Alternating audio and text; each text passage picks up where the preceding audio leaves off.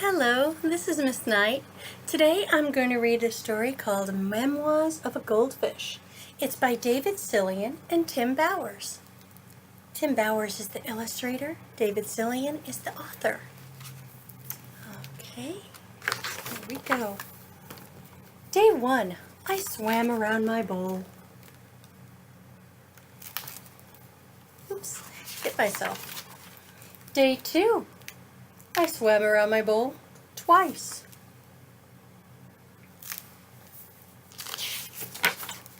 Day 3. I swam around my bowl, thought about taking a nap, but fish don't sleep. So I swam around my bowl. He's got an exciting life, doesn't he?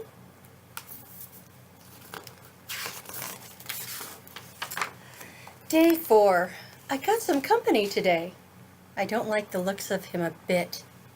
He doesn't say anything. He just bubbles. Who is that? Is he alive? Day 5. Mr. Bubbles still hasn't said a word. He just looks at me. I said hello today, and he said gurgle, gurgle, gurgle, gurgle. He's creepy.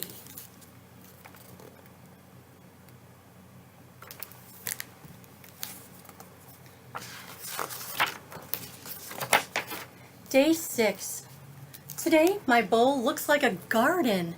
There are a bunch of plants in here now. I guess I'll have to water them. Great. Watering plants in a fish bowl? Day 7. Mr. Bubbles and I now have company. He's a snail. He says his name is Mervin, and he likes to eat the slime off the side of the bowl. He's disgusting.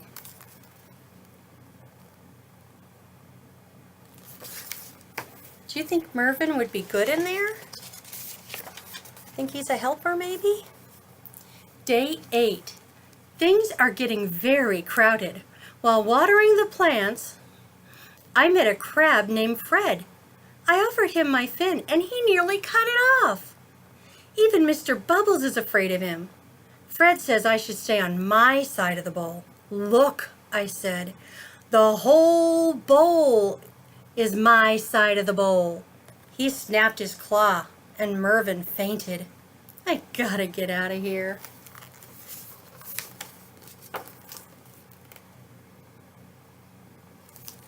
I can see why Mervin's afraid of him, huh?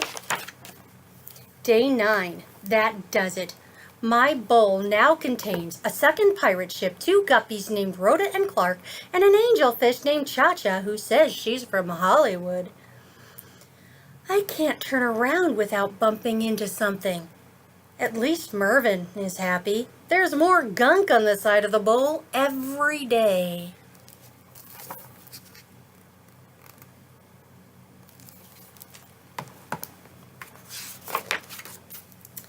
Day 10. This is ridiculous. I was trying to find room for a swim today when Rhoda and Clark told me they're going to have babies. Like there's room for that? Fred knocked Mr. Bubbles over and he became tangled in the plants. Cha-Cha said she couldn't help with Mr. Bubbles but needed me to apply her sunscreen. The sides of the bowl are covered in slime and Mervin says he's too full to eat anymore. Yuck.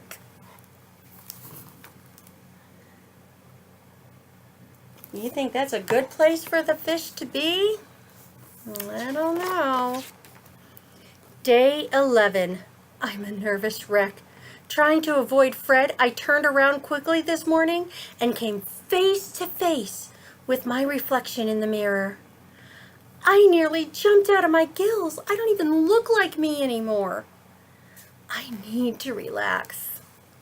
Day 12. I had it. Rhoda and Clark were racing around the bowl. Fred was fighting with Mr. Bubbles. Mervin kept belching, and Cha-Cha told me I was standing in her light. This is my bowl, I screamed. I want my bowl back. Ooh, look at the way they wrote, I want my bowl back. I think he means it, huh?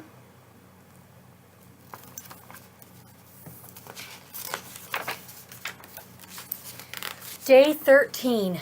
Today, I got my wish. Sort of. With a whoosh and a splash and a clank and a plunge, I was suddenly in a very tiny bowl of clear, pure water. It was small, but it was all mine. It was heavenly. I swam around my new bowl twice. But I started to wonder, what happened to everyone?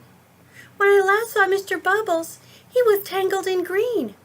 Who would help him? Poor Mervyn was probably sick as a dogfish. He needs me. Cha-Cha will get a sunburn without me around. What about Rhoda and Clark? Did Rhoda have her baby guppies? There are probably 1,000 of them. They need me to make guppy bottles and change guppy diapers. Even Fred needs me. I'm the only one who really can talk to that crabby guy. Have they even noticed I'm gone? Does anyone miss me? I started to cry, and that's not easy for a fish to do.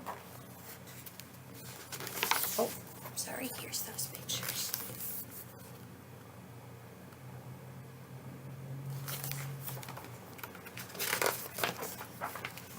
Day 14. After a long, sad night, there was a whoosh, a splash, a clink, and a plunge. And I was suddenly sprayed in the face with bubbles. Mr. Bubbles gurgling a happy tune. Rhoda and Clark raced by me like 2 speedboats, followed by 12 of the cutest baby guppies you'd ever seen. Marvin waved his tail at me from the nice clean glass of our enormous tank. Cha-Cha sat happily beneath an umbrella. I think even Fred missed me. Look at their nice big tank now. That can fit everybody, huh?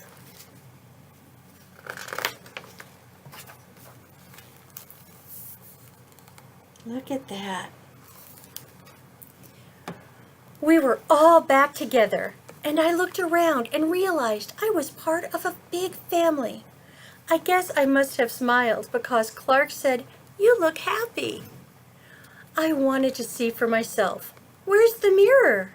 I asked. "What mirror?" asked Clark. "We don't have a mirror," said Fred. "No mirror? No wonder I didn't look like myself. I wasn't me. It wasn't me I was seeing." So do you see who it could have been that he was looking at? Do you see? Her name is Gracie, and she's the color of a fresh tangerine. She's a Pisces just like me, and today we're going to swim around the tank together twice.